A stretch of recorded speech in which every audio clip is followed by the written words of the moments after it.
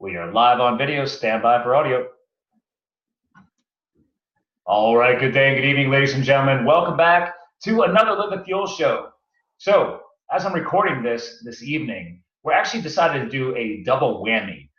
If you tuned into the last episode last month with our regular co-host of mindset and many other things, this gentleman goes by the name and brand TravisRoznos.com.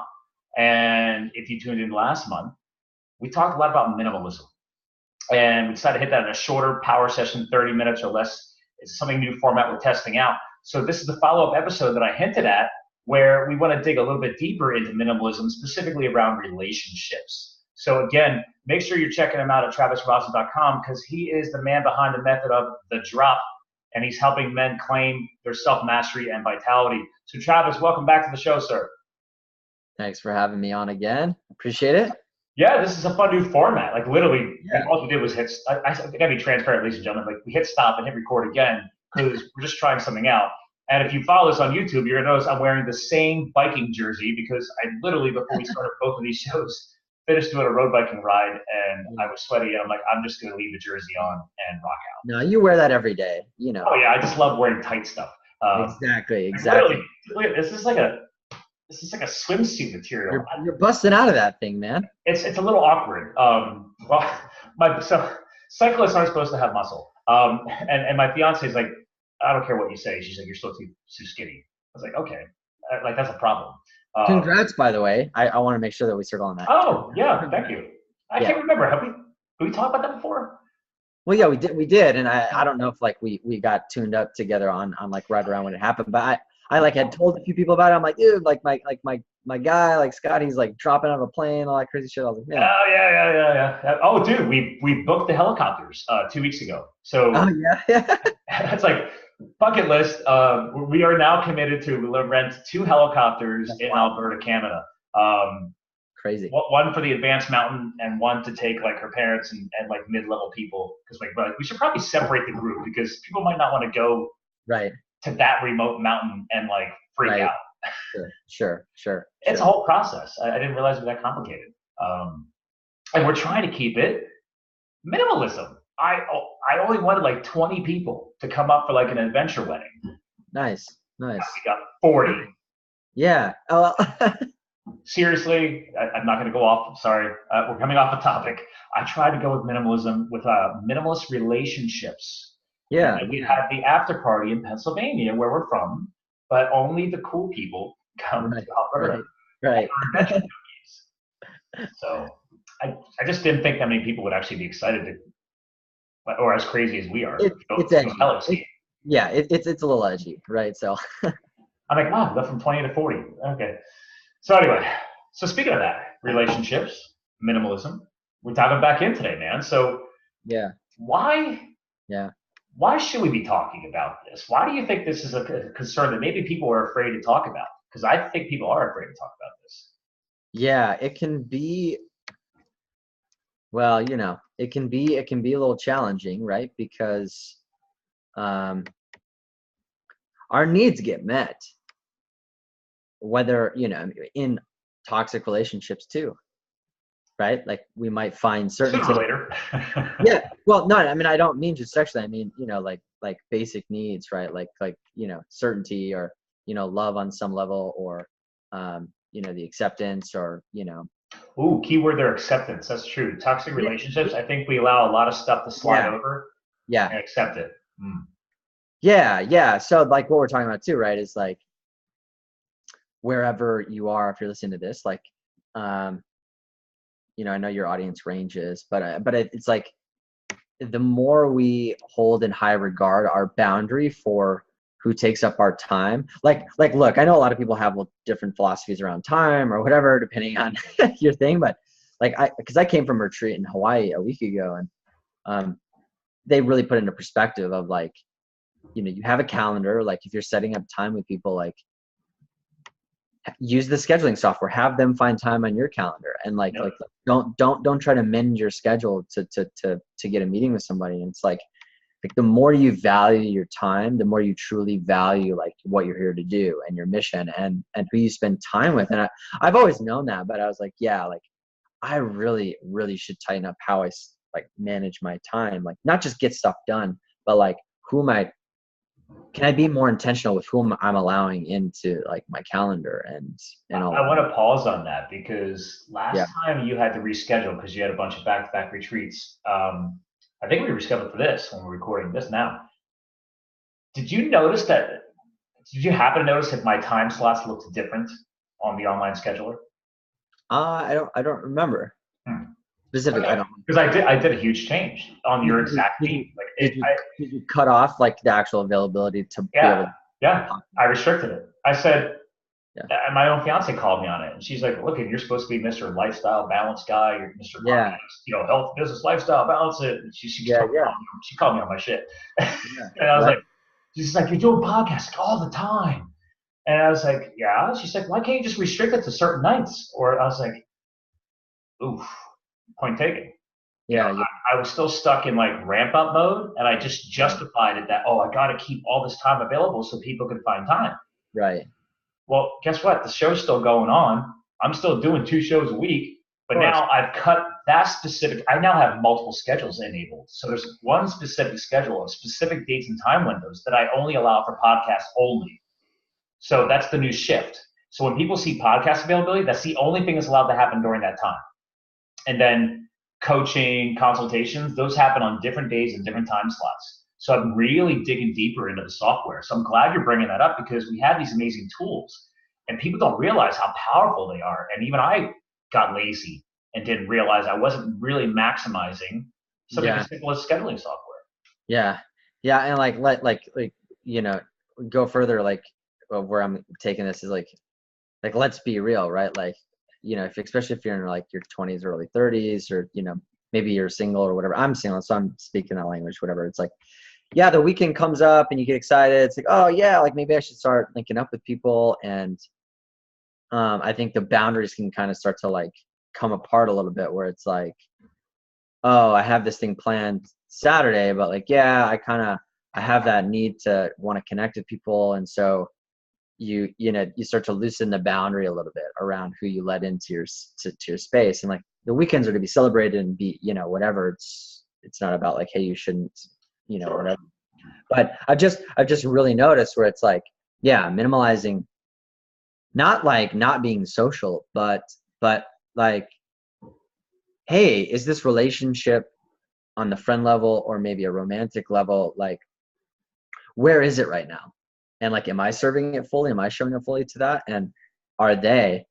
And if it's not like a completely like hell yes, like it's it's kind of like, you know, really make a decision on it, because like, you know, you don't want to just be throwing your time away because you're afraid to be like alone. You know, I'm glad you're bringing this up because thanks to this podcast, I have no problem telling the truth about anything. I Yeah. more transparent. Did I tell you about the time that my fiance and I actually broke up? I don't I don't think so. Because she basically exercised her right to what you just said. If people aren't showing up, ergo me, Yeah. and it's become a drain. And prior to me, she had already gone through a 9-year drain Mm. with somebody else. So she had already had that So she lesson. knew what it looked like. What's that? She knew what it looked like. Yeah. So, you know, and I just moved back from out west, and I hadn't fully allowed myself to live in Pennsylvania again, right? I'm still stuck in the adventures of Colorado, Arizona. It's been on past podcasts. I'm not going to dig into it. But the point here was she called me on my shit. She's like, we're done. And the only reason why I'm bringing this up is because 2 weeks ago, not even a week ago, before you and I are recording this here, I had a Facebook reminder pop up. Like, you know, they do this like, oh, your friend anniversary. You seen those? Yeah, yeah, sure. Yeah. Well, it came up like, oh, it's your 4-year friend anniversary with Kristen, my fiance, but I've known her longer. Right. I forgot that I didn't know how to handle the breakup that well.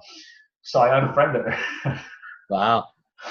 And she even told me, she's like, I was really surprised you unfriended me. I thought you were more mature than that. She's like, you know, you weren't ready for a relationship.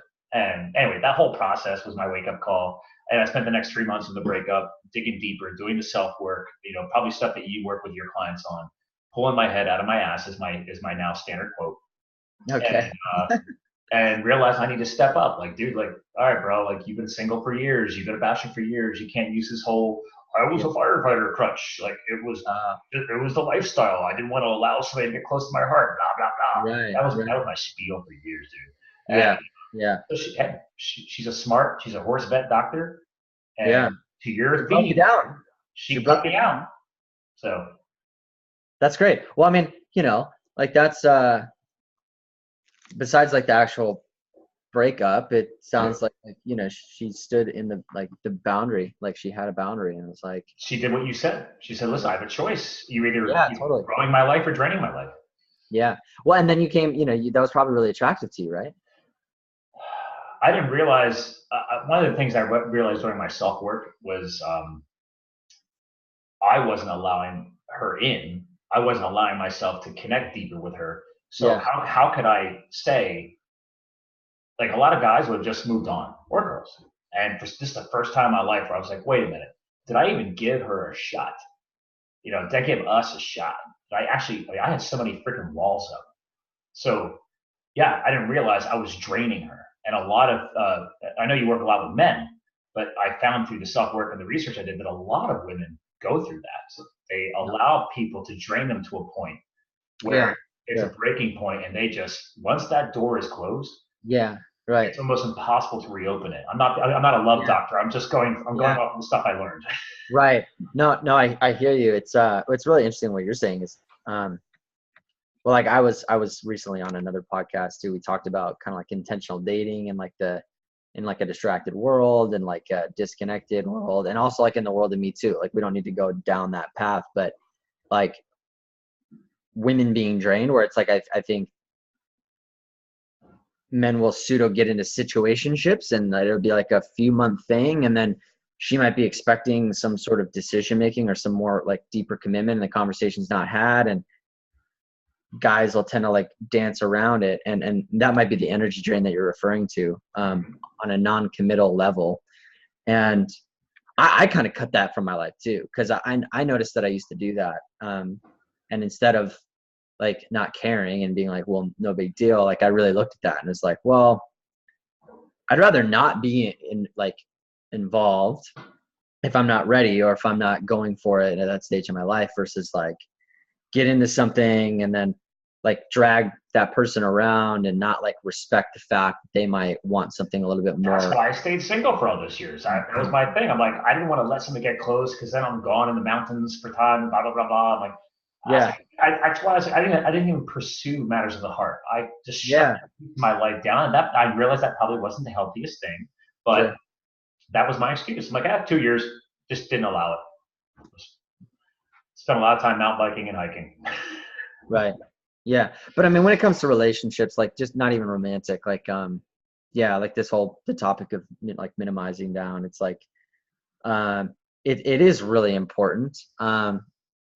I think for, there's obvious reasons, but it's also like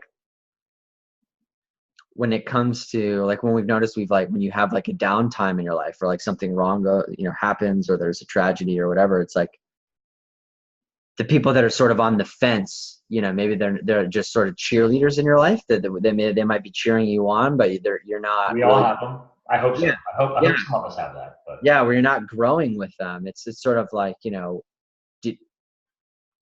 like, will they be around and really support you in times of strife or whatever, right? There's this system actually that I learned recently that I think is really, really relevant to what we're talking about. 1, 2s, and 3s. Like outline your week, and outside of your time of like productivity and what you're creating and all of that, like, but when it's connection time with other people, social to romantic or whatever, like, write down like the top, let's say 20 people or groups you spend the most time with, and not like rank them, but just write, are they a 1, 2, or a 3? Like if it's a 1, they're more like, they're in your past, they might be college friends or whatever, they're cheerleaders, right? They're not bringing you down, but they're not like advancing you really in any way. They're it's just like pardon this term, it's like a fluffer. Like, Yeah, sure. the first thing Right. that came to my head, I'm Yeah. like, Yeah. you're just Yeah. fluffing me along. I mean, Yeah. Yeah. And a two is like, you put next to that person or that group, even like a two, it's like more of they're on the same journey as you. Like it's a collaborative, supportive based relationship where if you cultivate it appropriately, like you can call on them and you can ask them questions. It's not a mentorship relationship, but no, it's like, you build like a camaraderie. There's a mutual yeah, plane of existence where you actually get and understand what each other are going through. I think. yeah. And hopefully in a healthy way, right? Not like in a Oh toxic. yeah.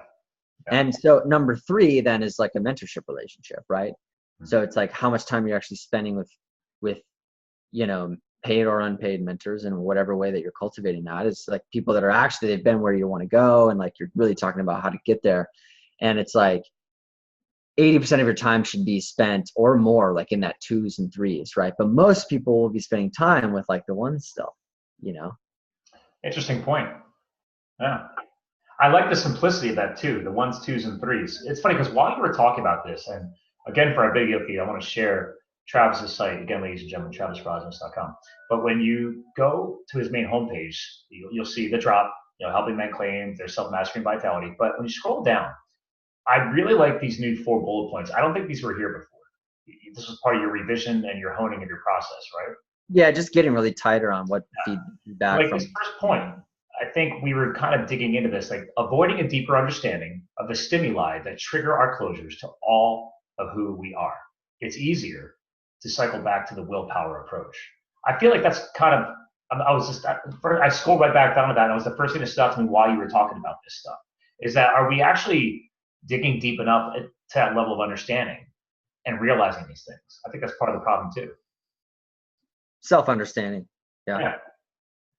I think with those number ones, I think we're allowing too much stuff to be surface level. And Yeah, right. what do you think? Is there like a fear factor there? Is there a fear of going deeper? I think that's true.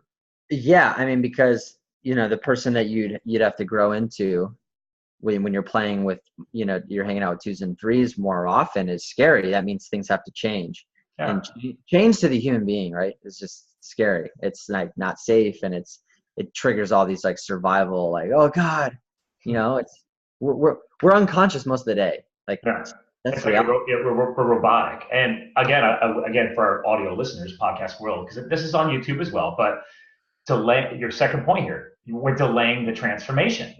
That's your second bullet point here. Feeling accomplished and led can make it hard to come to terms that anything needs to change in the short term. And it's common for destructive activities to be the center of bonding and socialization. So it's just interesting because like this delaying of transformation, and again, the point before that, avoiding the deeper understanding, I think, is this part of like how you start a lot of your coaching is just trying to get people past this surface level stuff and starting to think a little bit deeper, like something as simple as the 1, 2s, and 3s. Like, do you realize that you have no 2s and 3s? I don't know. Well, yeah, I mean, so the 1, 2s, and 3s thing is like is sort of like a technique that I learned recently when like we were talking about time being spent with other people and how delicate that time should be, and like that's a way to like look like what are your numbers add up to and all that. Those points are the basis of essentially like getting to feeling alive and super excited and like kind of mastering your experience, really feeling like you're authoring it versus like kind of reacting to it. Those are the problems that I'm seeing. Those are themes that I see from men that they're not aware of, right? And they're trying to like willpower and force their way through Some of us are good at trying to muscle everything. Yeah. to their growth. And the rest of those other points, it's like minimalism as like a theme, and all like the relationships and like all of this like inventory management stuff that we're talking about kind of like in the background of life. Mm-hmm.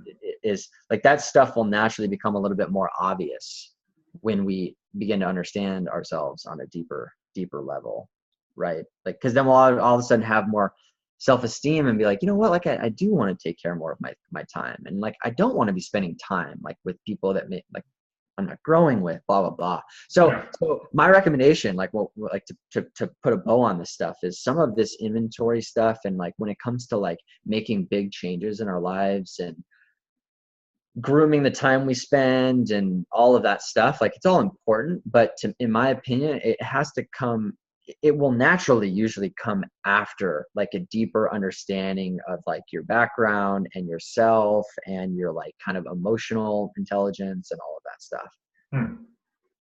Otherwise, then you change the pieces around and like it's aligned to certain values, but you haven't done some deeper transformation personally.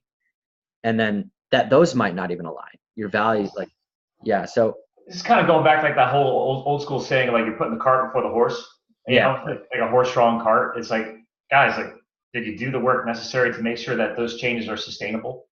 Yeah, exactly. Yeah. So you know,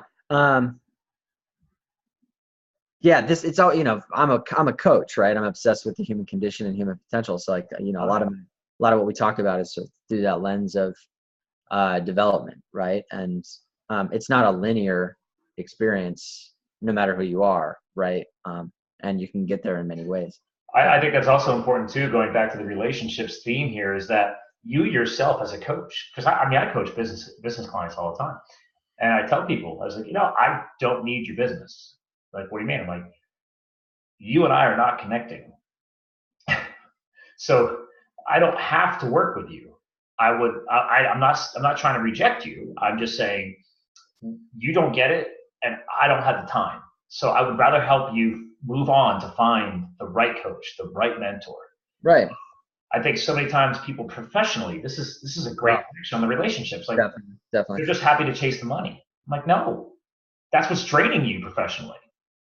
Do you see that at the business level too? Well, I mean, yeah, I did 10 years in technology sales in corporate America. And that's the other thing is we're in a culture that across the board, you know, you're really looking at a reward system that motivates like busyness. It's a thinking-based society. Not the thinking is bad. I'm not talking about mindset thinking. I'm talking about literally like problem solving, rationalizing, like quick thinking all the time. And like more than half of our intelligence in our hearts and our gut. It's other places. It's not in your mind. And so it rewards basically like quick decision making. And all I'm saying, right, is, and it's different by a region, but then when it streams over into relationships, I think there's quick decision making being made too. Oh, I need to get into this relationship, right? I need to do this and that. And we are seeing people get married a little bit older these days. You're seeing changes happen, but you still do have, I think people spending a lot of time, right? If you're in the corporate environment, you're spending like the majority of your weeks in an office or in an environment that can be fairly intense. And you do that for a few years, it grooms your behaviors and you're like, oh God, you're conditioning in a way where that, it leaked over into my dating life and my relationship like field as well. Like it was just busy, it was surfacey, and it was really fast paced. We are all a product of our environments. We don't realize it, but it's just a natural process. Our brains, our bodies, we are an adaptive species. Yeah, sure. Yeah, we don't even know we're adapting when we're adapting. Right, totally. Yeah. So, you know, it's a bit of a tangent at the end, but it is really important. It's like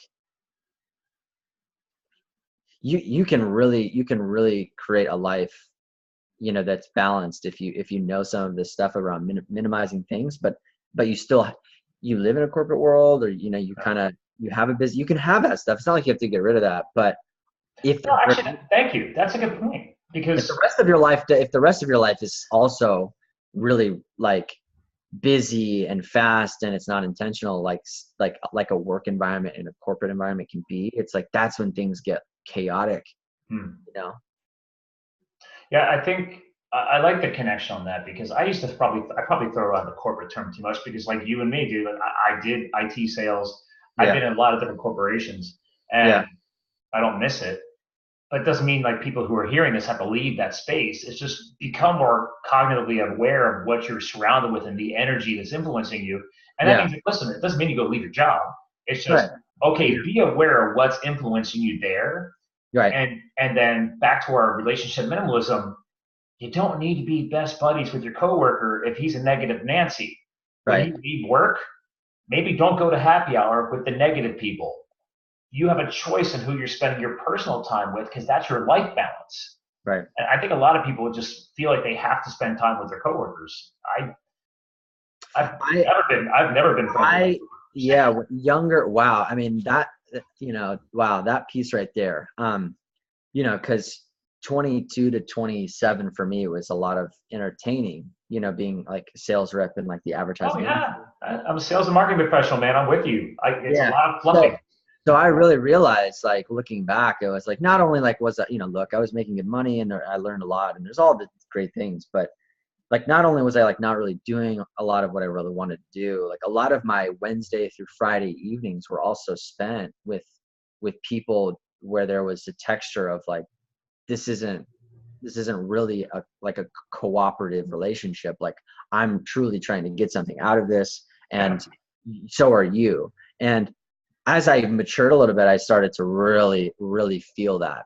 I was like, God, I'm spending so much time on like outside of work time, With like still on the work circle of influence. oh, Yeah. huge. And And that, I think we're all groomed that way. Like you're supposed to follow like the and we don't have to use the corporate thing. We'll call it, I don't know, like a lot of people well, think like networking. that's how you grow your career. And I'm like, Well, like no. networking, right? I think there is an assumption that like networking in your career involves after work time spent with people that might not really ever align with your values, but that you exert a lot of like time and attention to. And like, I think that's a shame, for sure. I like that point because there's been a lot of good takeaways already tonight. But I mean, that's a big one for me too because I'm connecting with you, man. Like I can remember, man, like me now, like dude, back to your scheduling and minimalism and the people you spend time with. Like, okay, I moved my podcast hours because it's spring and summer now, and I had meetings in the capital of Pennsylvania, in Harrisburg, and I had a 2 hour drive back. First thing I thought of was I'm driving back. I'm like, dude, it's road bike night because I don't have to talk to Travis until 8 p.m. my time. Yeah. So I literally got home at 6 p.m. One of my mountain biking pedals was broken on the mountain bike, and I went this like, wait a minute, I've never biked this other bike shop where I bought them at. So I put air in my road biking tires. I haven't been on my road bike yet this season. So instead of driving to the bike shop, I biked to the bike shop with the pedals in my jersey pocket, had them overhaul it whenever I couldn't figure out to fix it, and then biked home. Right. Nice. And now I'm talking to you because I allowed that new window back into my life. Yeah. But if I was in my 20s, I'd be at the bar right now. Yeah. Yeah. Right? Like I'm entertaining a client or something because it's only a Tuesday night, maybe not Tuesday night, but like Thursday nights, dude, Thursdays, Fridays, Saturdays. Man, you're making me flash back. I lost track of how much. Yeah. I know. It doesn't have to be alcohol, but there was a lot of alcohol. Social time. Yeah. Yeah. And it may have advanced a career. It did in fact advance my career and all that. And so it's not like completely a wash, but I think I think the theme here is we're not saying stop all that, right? It's no, it's awareness totally awareness and finding balance. Yeah. And I mean, like, even if I would have kind of come into some of this stuff like a couple of years earlier, it would have been awesome. I found it a little later, I think, maybe. Do you ever believe in that saying, like everything happens for a reason? Everything happens for a reason, man. I mean, we can't change the past, but like at least you and I have found these lessons. It took me longer than you, right? I'm 40 now, so there you go. I just get around to getting engaged at 39. Now I'm 40, and I'm like, I didn't start picking up on this stuff until my mid 30s. So Yeah, you're ahead of me. Yeah, I hear you, man. Well, it's been great, man. I've loved the topics and the tie-ins we've talked about today. It's great. This was fun. Yes. Again, ladies and gentlemen, who hears this episode, literally go back to last month's episode with Travis. You can go right to livewithfuel.com and use the search engine. Just search for Travis because I think I've only had one other Travis on the show. He's got blue blocker glasses that he designed. But the point here is like this was something new, a new format. We went 30-minute power sessions, and last month's episode was specifically on minimalism. And then this episode was just getting you guys to wrap your heads and actually apparently wrap our heads around the past and the present, around these relationships and how we've changed and morphed these things and become more aware to find more balance. and not just actually hard coding your schedule, but the time you're spending with the right people. So Travis, back to you. We always have our co-host close out the show. Now that we've dug deeper into this relationship stuff, is there like an all-encompassing message on this one we want to leave behind to kind of just say, listen, if this is like, I don't know, it could be a tip. It could be like, hey, man, I have something to work on. What do you got? Yeah, not really a tip. I think I'm really like, I'm trying to operate as like a walking permission slip lately. And like, so I just want to give whoever's listening, like a permission to be like, you're not wrong to reassess who you're spending a lot of your time with, and to actually develop boundaries that can better help you out, you know? And if you notice that maybe there's a lonely piece or whatever, like that's cool too. Like, I think, yeah, like I'm just giving you permission to like, you know, there can be tough conversations on the other side of that, right? That might have to happen and all of that stuff, but like, it's very important, you know, so it's worth your time spent on assessing it. I like that. There you go, ladies and gentlemen. Travis is giving you permission, and I think you need to give yourself some permission in life. Well, listen, stand by. I want to give a proper goodbye off the air. Ladies and gentlemen, our new Power Quick session. I'm loving these things. This is a different format. So that, again, check out travisroznos.com. I've said it before. Again, his methodology, the drop. You're also going to find out that when you go to his website that he works with the Wim Hof method workshops. So that's right. If you've ever heard of Wim Hof, the Iceman himself, this guy has studied with him, so he knows a few things. And then also check out his Lean In blog and go to his Connect page too, because he's got a great mission statement there you need to check out. And he talks a lot about heart-centered leadership and a humble warrior. And I'll let you guys dig in. But again, another powerful Live and Fuel episode. I love having Travis on as one of our regular co-hosts because we're getting a lot deeper into this mindset piece and lifestyle balance piece. So there you go, 2 back-to-back episodes around minimalism, this one specifically around your relationships. And Travis has given you guys permission to maybe dig a little bit deeper and figure out, is it working, is it not? So thanks for tuning in, ladies and gentlemen. And remember, go to lilyfield.com. You can find all the episodes that Travis has been on. I got a simple little search engine tool on there. Just search Travis and you'll find him. All right, guys. Have a great night. Remember, you too can live the fuel. Talk to you guys again soon.